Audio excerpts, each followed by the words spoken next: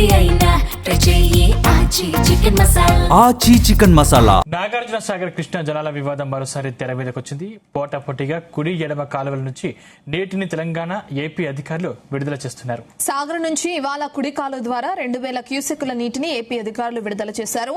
Krishna river board management permission ఇచ్చిందని అందుకే నీటిని విడుదల చేస్తున్నామని అధికారులు చెప్తున్నారు. కానీ కేఆర్బీ ఇచ్చిన కాపీని అందజేయలేదని తెలంగాణ అధికారులు అంటున్నారు. దీంతో పోటాపోటీగా ప్రాజెక్టు ఎడమ కాలువ నుంచి 500 క్యూసెక్కుల నీటిని తెలంగాణ అధికారులు విడుదల చేశారు.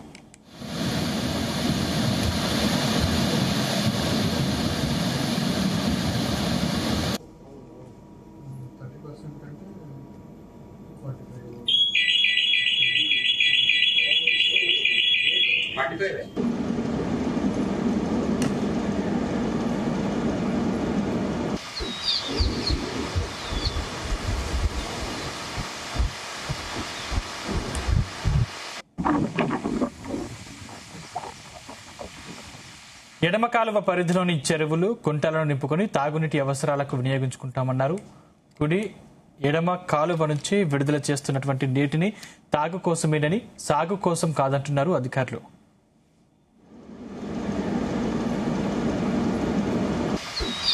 దీనికి సంబంధించిన పూర్తి డీటెయిల్స్ మా ప్రతినిధి జానయ్య అందిస్తారు. జానయ్య, నాగార్జున సాగర్ ప్రాజెక్ట్ నుంచి కుడి కాలువకు ఈ రోజు ఉదయం తాగునీటి కోసం నీటిని విడుదల చేయడం జరిగింది. అయితే ఇదే సమయంలో ఇటు తెలంగాణకు సంబంధించి కూడా ఎడమ కాలువకి తాగునీటి అవసరాల కోసం కూడా నీటిని ఇక్కడ అధికారులు కూడా రిలీజ్ చేయడం జరిగింది. అయితే నాగార్జున సాగర్ ప్రాజెక్టుకు సంబంధించి మొత్తం నిర్వహణ బాధ్యత అంతా కూడా తెలంగాణ రాష్ట్ర పరిధిలో ఉంటుంది. కానీ కొంత కాలంగా కూడా రెండు భాగాలుగా కూడా నాగార్జున సాగర్ ప్రాజెక్ట్ ను ఇరు రాష్ట్రాలకు సంబంధించినటువంటి అధికారులు నిర్వహిస్తున్నారు. అయితే నాగార్జున సాగర్ ప్రాజెక్టుకు గత నెలలో ప్రాజెక్టులో 136 టీఎంసీల నీటి నిల్వ సామర్థ్యం ఉండడంతో కేవలం రెండు తెలుగు రాష్ట్రాలకు సంబంధించి కేవలం తాగునీటి అవసరాల కోసం తీసుకునే వీలు ఉన్నంత వరకు మాత్రమే తీసుకోవాలి. కేవలం 6 టీఎంసీల నీటిని మాత్రమే వినియోగించుకోవాలనేది కూడా అధికారులు కూడా నిర్ణయించడం జరిగింది. కానీ అనుకోకుండా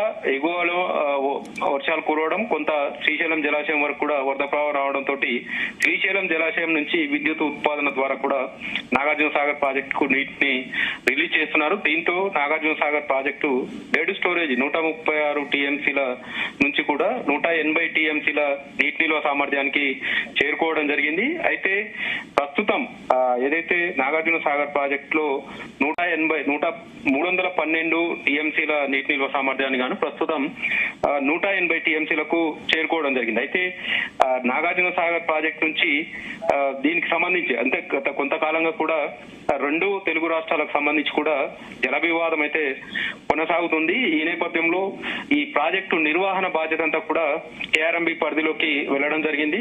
నీటిని రిలీజ్ చేయాలంటే ఖచ్చితంగా కేఆర్ఎంబి నుంచి ఆర్డర్స్ రావాల్సి ఉంటుంది. ఆ ఆర్డర్ వచ్చిన తర్వాతనే ఇటు ఏపీ గాని తెలంగాణ గాని రెండు రాష్ట్రాలకు సంబంధించి సాగునీటి అవసరాలకు కూడా నీటిని విడుదల చేయాల్సి ఉంటుంది. కానీ ప్రస్తుతం ఈ సాగర్ నిర్వహణకు సంబంధించి తెలంగాణ అధికారులకు కేఆర్ఎంబి నుంచి ఎలాంటి ఆర్డర్ రాలేదు. వాటర్ రిలీజ్ కు సంబంధించి నీటి విడుదలకు సంబంధించి మాకు ఎలాంటి ఆదేశాలు రాలేదు కేఆర్ఎంబి నుంచి అని చెప్పి తెలంగాణ ఇరిగేషన్ శాఖ అధికారులు ప్రాజెక్టు అధికారులు చెప్తున్న పరిస్థితి ఉంది.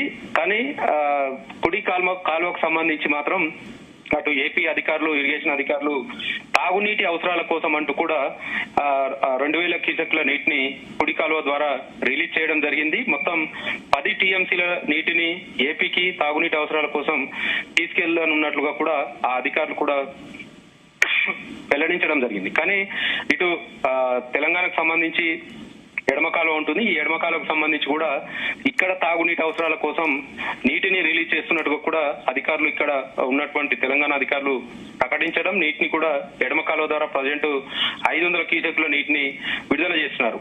అయితే ముఖ్యంగా నాగార్జున సాగర్ ప్రాజెక్టుకు సంబంధించి ఏ నీటి విడుదలకు సంబంధించి అయినా కూడా కేఆర్ఎంబి నుంచి ఆదేశాలు వచ్చిన తర్వాతనే నీటిని రిలీజ్ చేయాల్సి ఉన్న ఏపీ అధికారులు మాత్రం ఎలాంటి సమాచారం ఇవ్వకుండా నీటిని రిలీజ్ చేశారంటూ కూడా ఇటు తెలంగాణకు సంబంధించినటువంటి అధికారులు చెప్తున్న నేపథ్యం ఉంది. అక్కడ ఏపీకి సంబంధించినటువంటి అధికారులు మాత్రం పల్నాడు జిల్లాకు సంబంధించినటువంటి జిల్లా కలెక్టర్ ఆదేశాల మేరకే మేము నీటిని విడుదల చేశామంటూ కూడా ఆ అధికారులు చెప్తున్న సిచ్యువేషన్ ఉంది. అయితే 3 రోజుల క్రితం జలసౌధలో కేఆర్ఎంబి సంబంధించి కృష్ణా రివర్ బోర్డుకు సంబంధించి మీటింగ్ కూడా ఏర్పాటు చేయడం జరిగింది.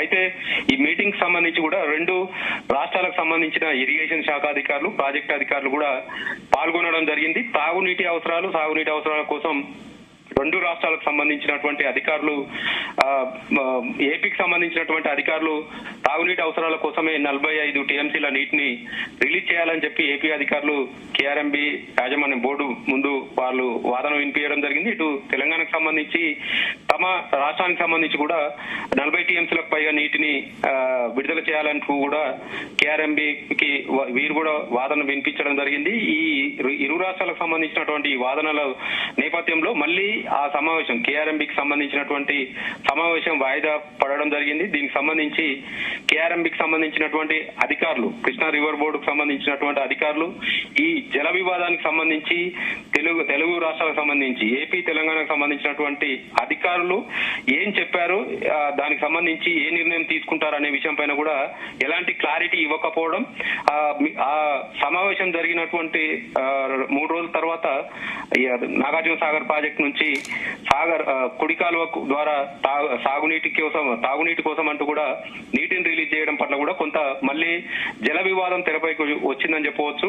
ఇప్పటికే కృష్ణా రివర్ బోర్డులో ఈ జల వివాదానికి సంబంధించి 2 రాష్ట్రాలకు సంబంధించినటువంటి వాదనలు కొనసాగుతున్నాయి. దీనికి సంబంధించి ఇంకా ఎలాంటి నిర్ణయం తీసుకున్నప్పటికీ తాగునీటి అవసరాల కోసం ముఖ్యంగా నాగార్జున సాగర్ ప్రాజెక్ట్ నుంచి కుడి కాలువ ద్వారా గానీ ఎడమ కాలువ, కుడి కాలువనేమో ఏపీ రాష్ట్రానికి సంబంధించినటువంటి 4 జిల్లాల పరిధిలో ఉంటుంది అనేది కూడా అధికారులు చెప్తున్నారు. ఇటు తెలంగాణకు సంబంధించి ఎడమ కాలువకు సంబంధించి ఉమ్మడి నల్గొండ జిల్లా, ఖమ్మం జిల్లాకు సంబంధించి సాగునీటిని అందించడంతో పాటు అటు విజయవాడ వరకు, ఏపీ వరకు కూడా ఎడమ కాలువ నుంచి నీటిని తరలిస్తారనేది కూడా అధికారులు చెప్తున్నారు. అయితే ఈ నీటి విడుదలకు సంబంధించి ప్రస్తుతం నాగార్జున సాగర్ కు వస్తున్నటువంటి ఇన్ఫ్లో తక్కువగా ఉండడం, అటు శ్రీశైలం జలాశయానికి సంబంధించి కూడా అటు ఎగువ నుంచి కూడా పోతిరెడ్డిపాడు నుంచి ఏపీకి నీటిని విడుదల చేస్తున్నప్పటికీ మళ్ళీ ఇటు శ్రీశైలం జలాశయానికి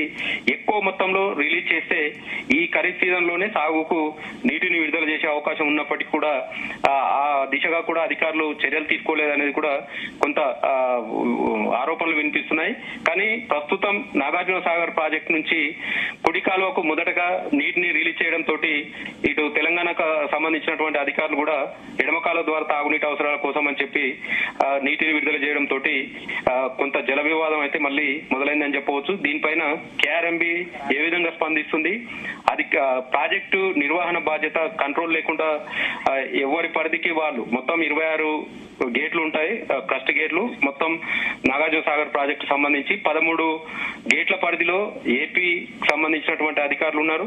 ఇటు మరో 13 గేట్లకు సంబంధించి తెలంగాణ అధికారులు ప్రస్తుతం బాధ్యతలు చూస్తున్న పరిస్థితి ఉంది. కానీ ఏదైతే తెలంగాణ రాష్ట్రం ఏర్పడ్డ ప్రాజెక్టు నిర్వహణ బాధ్యత ఏపీ రాష్ట్రానికి, తెలంగాణ నాగార్జున సాగర్ ప్రాజెక్టు నిర్వహణ బాధ్యత అంతా కూడా తెలంగాణ రాష్ట్రానికి అప్పచెప్పినప్పటికీ గత 2.5 సంవత్సరాలుగా కూడా కొన్ని వివాదాల నేపథ్యంలో మళ్ళీ నాగార్జున సాగర్ ప్రాజెక్టు కూడా ఏపీ అధికారుల పరిధిలోకి వెళ్లడంతో నీటి లెక్కలకు సంబంధించి తమకు చెప్పడం లేదంటూ కూడా తెలంగాణ ఇరిగేషన్ శాఖకు సంబంధించి ప్రాజెక్టు అధికారులు చెప్తున్న పరిస్థితి అయితే ఉంది. మొత్తానికి మరోసారి నాగార్జున సాగర్ ప్రాజెక్టు నుంచి ఇటు కుడి కాలువకు సంబంధించి ఎలాంటి ఆదేశాలు లేకుండా నీటిని రిలీజ్ చేయడం, ఇటు ఎడమ కాలువకు సంబంధించి కూడా నీటిని విడుదల చేస్తుండటంతో జల వివాదం ఏ స్థాయికి వెళ్తుందనేది కూడా కొంత ఆసక్తి నెలకొందని చెప్పవచ్చు. దీనిపైన రెండు రాష్ట్రాలకు సంబంధించినటువంటి ప్రభుత్వాలు ఏ విధంగా స్పందిస్తాయి, లేదంటే కేఆర్ఎంబి ఈ విషయంలో ఎలాంటి జోక్యం చేసుకుంటుంది అనేది కూడా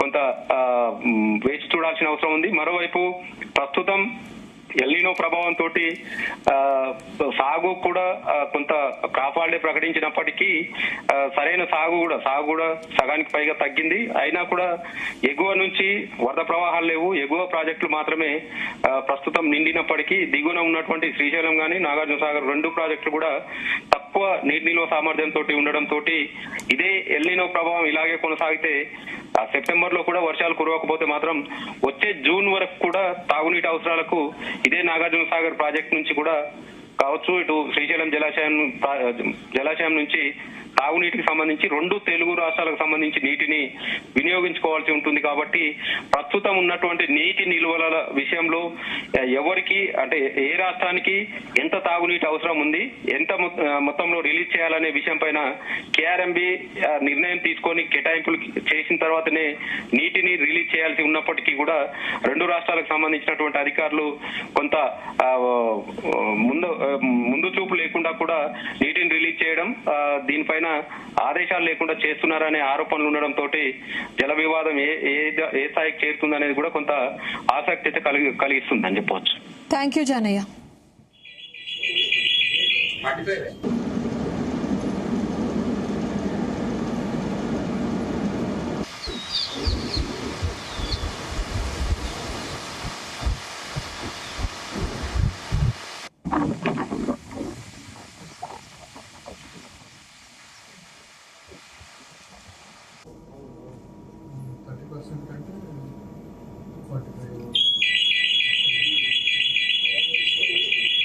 45